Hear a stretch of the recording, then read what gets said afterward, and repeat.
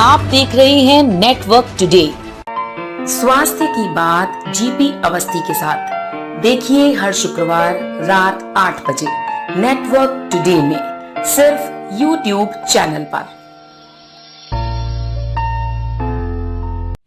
स्वास्थ्य की बात में नेटवर्क टुडे के न्यूज एडिटर ज्ञान प्रकाश अवस्थी ने पूर्व महानिदेशक डॉक्टर वीएन त्रिपाठी से बच्चों में बढ़ रही अस्थमा और कोविड के साथ बच्चों में मोटापा बढ़ रहा है, इसके बारे में बात की।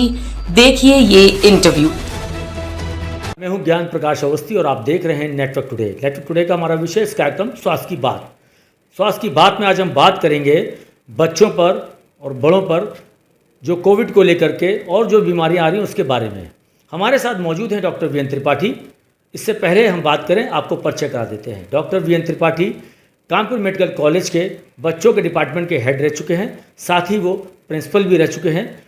पूर्व महानिदेशक चिकित्सा और शिक्षा उत्तर प्रदेश सरकार में सफल कार्य कर चुके हैं। तो आइए हम बात करते हैं डॉक्टर वीएन त्रिपाठी से। डॉक्टर साहब, आपका स्वास्थ्य की बात में आपका स्वागत है।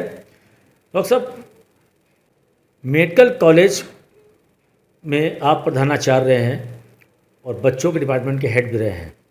वहाँ से लेकर के पूर्व महानिदेशक का सफ़र कैसा रहा है, इसके बारे में बताएं। देखिए, मैंने अपना काम लगन और निष्ठा से किया है और ईश्वर की कृपा से सब काम सीढ़ी दर सीढ़ी आगे होता रहा और चिकित्सा, स्वास्थ्य, शोध एवं पठन पाठन में डॉक्टरों के और पीजीज के एमडी/एमएस में लगातार, और फिर उससे प्रमोशन मुझे मिलते रहे और यहाँ हेड ऑफ द डिपार्टमेंट रहा, इसके बाद प्रिंसिपल रहा 2-3 मेडिकल कॉलेजेस का। इसके बाद मैं जो हमारी हाईएस्ट पोस्ट है director general of medical education government Uttar Pradesh पे भी रहा। तो ये मैं कहूँगा कि शायद शासन ने, सरकार ने हमारी लगन, हमारी मेहनत, शायद काबिलियत देख के ही मुझे इतना प्रमोशन दिया कि मैं महानिदेशक जैसे सर्वोच्च पद पर आसीन रहा और उत्तर प्रदेश शासन में चिकित्सा शिक्षा प्रशिक्षण में कार्य किया। डॉक्टर साहब, आज कल कोरोना के केस बहुत बढ़ रहे हैं, उसमें बच्चों में बच्ची समस्याएं हो रही हैं, बच्चों में काफ़ी हो रही हैं। वैक्सीन को लेकर के भी बीच में भी ट्रायल हुआ था, इसमें आपने भी ट्रायल किया था। चुनिंदा अस्पतालों में कानपुर भी, प्रखर हॉस्पिटल भी था उसमें, तो कितना ट्रायल सफल रहा, इसके बारे में बताएं। देखिए, कोरोना काल एक बहुत ही दुनिया में बहुत ही चिंताजनक बीमारी है और अभी भी ये शांत नहीं है। लेकिन हमारे भारतवर्ष में ख़ासतौर से हमारे प्रधानमंत्री जी और मुख्यमंत्री जी के प्रयास से इसका असर तो हुआ, लेकिन जल्दी ही इसको नियंत्रण में लिया गया। जैसे प्रथम इसका जो फर्स्ट जो फेज़ आई या फर्स्ट लहर कहें, फिर दूसरी लहर आई, उसमें कुछ अभी अप्रिय परिस्थितियां हुई, लेकिन धीरे धीरे सरकार ने, इस समय तीसरी और चौथी लहर का अंदेशा चल रहा है, केसेस हो रहे हैं। लेकिन जो वैक्सीनेशन सरकार द्वारा सबको फ्री, शुरू में 18 साल से ऊपर, अब हमारे 12 से 18 साल के बच्चों को भी, किशोरों को हो गया है, और उसके कारण भी और भी सरकारी सिस्टम, हमारे प्राइवेट और सरकारी सिस्टम ने मिलके इसको कंटेन किया और दुनिया के उन्नत राष्ट्रों, अमेरिका, यूरोप, चाइना, जापान, इन सब से और अच्छी तरह हमने इसको मैनेज किया। और मुझे अवसर मिला कि कोरोना वैक्सीन की बच्चों में इसका ट्रायल करें। हमने यहाँ ट्रायल किया और उसमें 2 साल से 18 साल तक के बच्चों पे किया, और खुशी की बात है उनमें भी जो कोरोना वैक्सीन है, भारत बायोटेक लिमिटेड की कोवैक्सीन आती है, उसका एक सफल परीक्षण हुआ और ये उतनी ही सफल हुई जितनी कि बड़ों में, यानी कि इसका करीब 80% बच्चों में लिमिटेड की कोवैक्सीन आती है, उसका एक सफल परीक्षण हुआ और ये उतनी ही सफल हुई जितनी कि बड़ों में, यानी कि इसका करीब 80% बच्चों में प्रोटेक्शन देखा गया और बच्चों में लाभकारी है। इसको देखते हुए भारत सरकार ने कोवैक्सीन को बच्चों में भी यूज़ करने के लिए रिकमेंड कर दिया है। तो क्या कर, उसके बारे में कहना। बिल्कुल, आपने बहुत ही महत्वपूर्ण प्रश्न किया है कि एक तरफ तो अपने भारतवर्ष में या पूरे एशियन कंट्रीज़ में कुपोषण की समस्या बच्चों में है, मगर जो हमारा मध्यम और उच्च वर्ग है, जो मिडिल और उच्च क्लास है, इनमें मोटापे की समस्या बढ़ रही है, यानी कि बच्चों का वज़न ज़्यादा है। वो उसका कारण है ये फास्ट फूड का सेवन और कंसनट्रेट कैलोरीज, जैसे बाज़ार के कोल्ड ड्रिंक, फास्ट फूड और ये जो हाई कैलोरी वाले जो डाइट है उसका सेवन है। घर में जो उच्च क्लास और मध्यम वर्ग है वो खाना नहीं बनाता है यूजुअली, या तो वो बाहर से मंगाते हैं या बहुत कंसंट्रेटेड होता है। तो हमें इसमें मोटापे को बचाना है, क्योंकि अगर बच्चों में मोटापा बढ़ेगा तो ये मोटापा करीब 50% केसेस में बड़ों में कंटिन्यू करता है, और अगर ये बड़ों में कंटिन्यू करेगा तो हृदय रोग, हाइपरटेंशन, ब्लड प्रेशर की समस्या, डायबिटीज़ की समस्या, ओबेसिटी, हड्डियों की बीमारी, डिप्रेशन आदि की समस्या बढ़ेगी, जो कि एक बहुत ही लाइफ स्टाइल जो जनित बीमारियां हैं, जीवन शैली से जुड़ी हैं, ये बढ़ेंगी। और उसके लिए बड़ी चिंता की बात है कि एक तरफ तुम कुपोषण और इन्फेक्शन से जूझ रहे हैं, दूसरी तरफ जो मोटापा या जीवन शैली से जुड़ी जो समस्याएं हैं बच्चों, किशोरों में और बड़ों में, और उसका कारण है कि यंग लोगों को हार्ट अटैक हो रहे हैं, और यंग लोगों को डायबिटीज़, मोटापे की वजह से जो बीमारियां पहले लेट उम्र में होती थी वो आजकल 20s और 30s में हो रही हैं। तो हमें बच्चों में मोटापा को बचाना है। उसके लिए बच्चों को एक्टिविटी करनी होगी, और रोज़ बच्चों को 1 से 1.5 घंटे घर से बाहर दौड़ धूप के जिसमें पसीना है वो खेल खेलने पड़े। उन्हें फास्ट फूड से बचाना पड़ेगा, और ख़ासकर जो ये आजकल कोल्ड ड्रिंक और जो लिक्विड कैलोरीज़ हैं उनसे बचाना पड़ेगा, जिसके कारण बच्चों का वजन ना बढ़े और वो एक्टिव रहें। तो पढ़ाई लिखाई के साथ साथ खेल कूद में भी एक्टिवली पार्टिसिपेट अपने बच्चों को प्रेरित करें, और दूसरा ये कि उनको फास्ट फूड से बचाएं, और तीसरा मोटापा एक बीमारी है, इसको हर पेरेंट को समझना पड़ेगा। ये नहीं कि बच्चा मोटा और बड़ा चिकना और मोटा दिखता है तो खुश हों। ये एक बीमारी है, जो कि बड़ी बीमारी जो बड़ों में होती हैं उनकी जनक है, उनकी जननी है। जी डॉक्टर साहब, COPD एक बीमारी थी 2017 में, दिल की बीमारी जो हुई थी बहुत भयानक आई थी और काफ़ी उसमें मौतें हुई थी। उसके बाद सबसे बड़ा मौतों का कारण बना था उस बीमारी से। तो बच्चों में जो इससे बीमारी है COPD, इसके बारे में क्या कहना है? बच्चों में ब्रोंकियल अस्थमा होता है, वो भी बढ़ रहा है।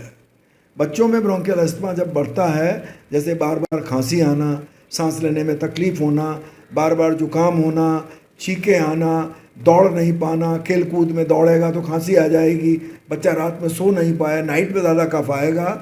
जब ये अनकंट्रोल्ड होता है और प्रदूषण बढ़ता जाता है, चाहे घर के अंदर का प्रदूषण हो चाहे घर के बाहर का, ऑटोमोबाइल का, CO, carbon monoxide, carbon dioxide, परागकण, गर्मी बढ़ रही है, कीट पतंगे बढ़ रहे हैं, तो ये सब कारण होता है। और एक फास्ट फूड का चलन, एलर्जी वाली डाइट जो हम खा रहे हैं, इन सब का कारण ब्रोंकियल अस्थमा है बच्चों किशोरों में। और जब ये बड़े होते हैं तो ये COPD में बन सकते हैं अगर समुचित इलाज ना हुआ। और COPD से भी हमारे बड़ों में, जो हमारे एडल्ट पॉपुलेशन है, उनमें मौतों का एक अहम कारण है। इसको भी हमें बचाना है बाल बच्चों से ही। अगर बच्चों में ब्रोंकियल अस्थमा, एलर्जी बीमारी का समुचित इलाज हो जाएगा, हमारी दवाइयाँ उपलब्ध हैं, इनहेलेशन उपलब्ध हैं, अगर समुचित इलाज होगा तो बच्चा घर में, स्कूल में और खेल कूद में बिल्कुल सही रहेगा, और आगे चल के जो COPD का खतरा है बड़ों में वो भी कम हो जाएगा। तो बिल्कुल इसके लिए एक मैंने निमोनिक करके डेवलप किया है, गोबिंद, उसका जो वो है GOBIND, गोविंद। हमारे जो श्रोता हैं, जो देख रहे हैं, वो गोविंद को याद रखें। गोविंद में आता सबसे पहले जी का मतलब ग्रोथ मॉनिटरिंग। हम जन्म के पैदा होते ही बच्चे का समय समय पर वजन लेते रहें या करवाते रहें, जिससे हमें पता लगेगा कब बच्चा हमारा कुपोषित हुआ, कब बच्चे का वजन ज़्यादा हुआ। इसके बाद O आता है, O माने ओरल डिहाइड्रेशन। डायरिया जो दस्त रोग है बच्चों में नंबर 2 का किलर है, तो इससे कुपोषण भी होता है और मौतें भी होती हैं। तो जब भी डायरिया हो ORS का घोल पिलाया जाए। इसके बाद B माने ब्रेस्ट फीडिंग। जन्म के 1 घंटे के अंदर माँ का दूध पिलाना शुरू कर दें। 6 महीने तक केवल माँ का दूध, ऊपर से पानी भी नहीं, और 6 महीने के बाद माँ के दूध के साथ घरेलू खाना, दाल, सब्जी, खिचड़ी, खीर, केला, मसल के आलू आदि दें, और बच्चे को माँ का दूध 2 वर्ष तक जरूर पिलाएं। इसके बाद आता है गोविंद में आई माने इम्यूनाइजेशन, टीकाकरण। सरकार द्वारा निःशुल्क टीकाकरण उपलब्ध है, माँ को भी टीके लगवाएं और बच्चे को भी लगवाएं।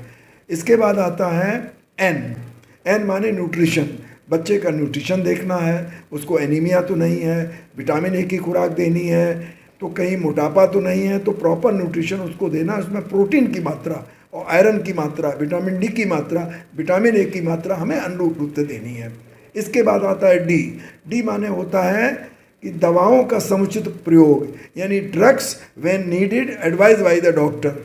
अगर ये हम गोविंद वाले जो निमोनिक है GOVIND का पालन करेंगे तो हमारे बच्चों और किशोरों में बीमारी कम होगी और उनकी मौतें भी इससे कम होंगी।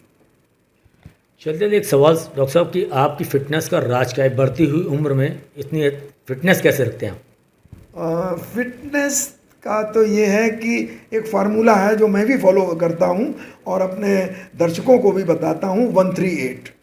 138 में 1 माने 1 घंटा पसीना।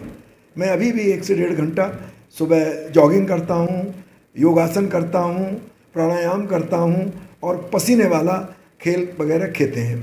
फिर आता है 3 मील, यानी कि 3 बार खाना, उसमें ब्रेकफास्ट सबसे बड़ा, इसके बाद लंच उससे छोटा और डिनर बिल्कुल हल्का, और 8 घंटे की करीब नींद। तो 138 का पालन करें, खुश रहें, लोगों को खुशी दें, और जब भी कोई हमारा रोगी मरीज़ या ठीक होता है तो हमें बड़ी खुशी मिलती है। और तनाव से दूर रहें, क्योंकि इस जीवन में जो मिला उसको पर्याप्त समझें, लोगों की भलाई करें, पर्यावरण को सुधार करें, अपने परिवार, पड़ोस, राज्य, देश के लोगों के बारे में सोचें और उनके कुछ ना कुछ करें और देश की उन्नति में अपना योगदान दें।